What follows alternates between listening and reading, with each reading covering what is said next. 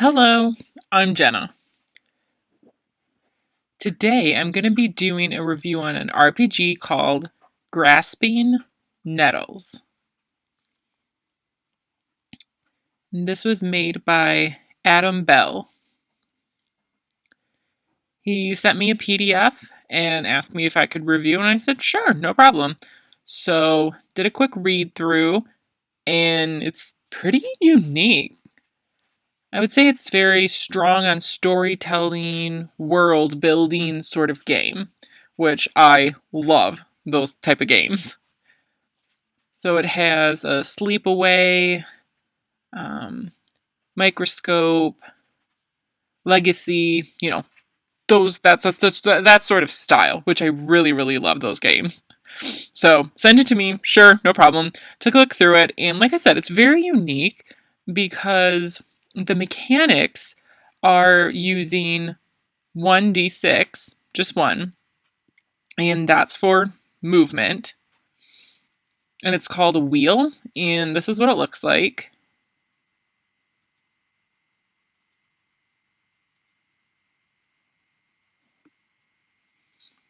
So I thought the wheel was pretty cool.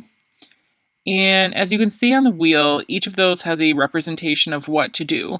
So you can have, I think, from one player up to 6 players. So you can get quite the round. So you each take turns, and you have like a pawn that represents your faction. And so that's like the main group.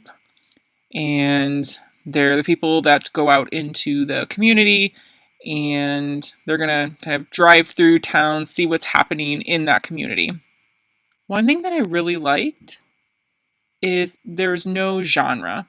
So you can do traditional, fantasy, sci-fi, modern, really anything. Because the whole point of it is it's just about a community and how they change over time, through multiple generations. And at the end of the game, they'll have, all of that will become a history. So you can kind of, look back and see how much change has happened over time. So that concept can honestly be applied to any genre that you want. So I thought that was really cool because a lot of times when you see games, you have a specific genre that you're using, but this one can adapt to anything, which is really nice and I think unique that you can have any setting that you want. It kind of just leaves a lot of opportunity for creativity, which is really awesome. Other thing that they use a lot are note cards. Kind of like index cards, 3x5s, whatever you want to use. So you get to write on those, and that has a lot of heavy use in this game. And each part of the wheel will have something and show you how you need to set up the note card for that specific section of the wheel. For example, as you can see here, like a little block, this one goes this way, this one is folded, almost like a tent. This one is folded but lying on its side. So there's all different styles of how you're going to be setting up that note card. And that way people know exactly what it's related to. This is related to faction, location, etc. So it's just mostly for visual purposes so that you can get everything set up. And if it's faction, that's strongly working with this location. You can move things around and whatnot. If something's, done, because, over time, obviously things come and go. So once that is done, you can, flip it, mark it, something like that, and then keep on going. So that's a really nice use. And I wondered how you could adapt this online because obviously, with COVID, I personally don't play any in person games. I exclusively play online just for many reasons. And they actually provided an online playing guide.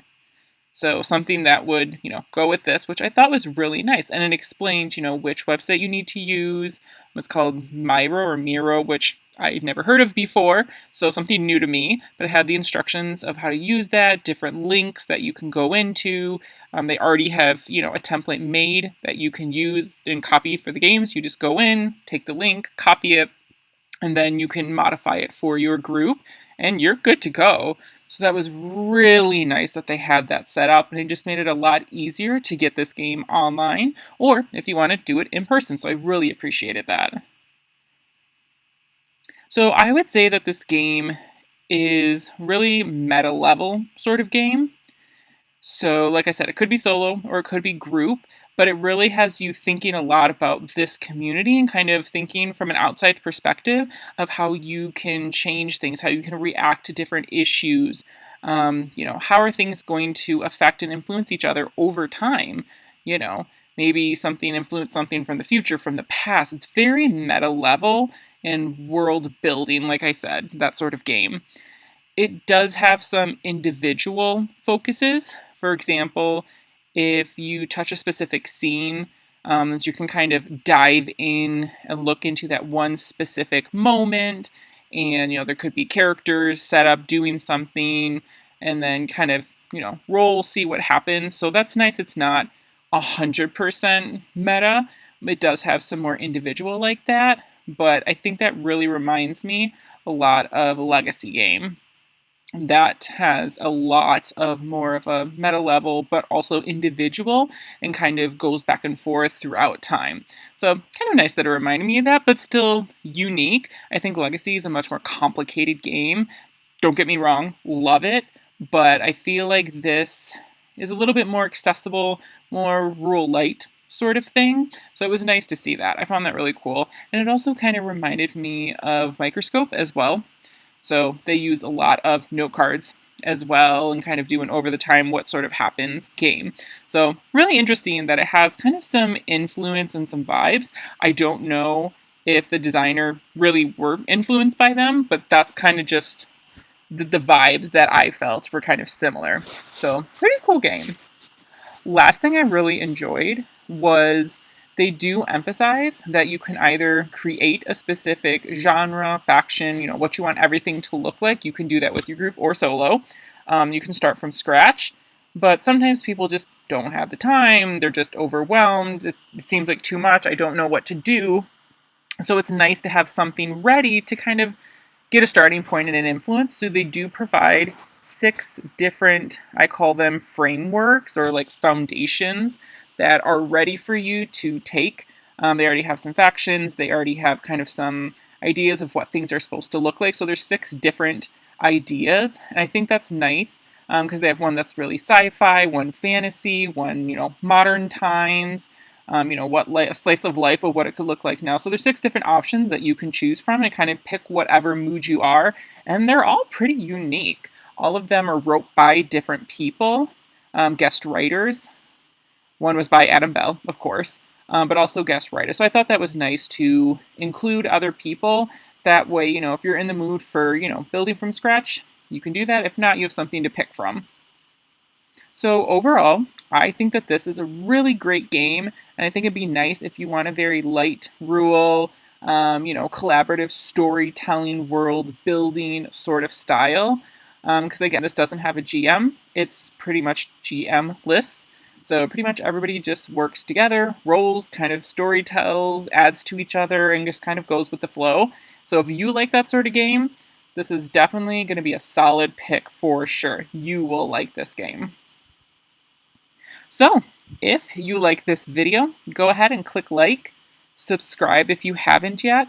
I have all sorts of things, YouTube, Instagram, Facebook, Twitter, all of that. So take a look down in the description. You can follow any of those if you would like. If you want to support me in another way, you can do so through a tip, through Ko-fi, or through buymeacoffee.com. Either way is really appreciated, and you know that I love coffee. Also, you can subscribe to my Substack newsletter. I do send that out weekly, and that includes you can see videos early before it's posted to the general, as well as different articles, different games that I've been running, what's my experience been like, I give some kind of tips or different approaches of ways to work as a GM, just kind of my thoughts on different things that are going on. And also, just recently, I sent out one for Zine Month. So that's huge for February. I'm looking forward to that. So definitely subscribe if you haven't.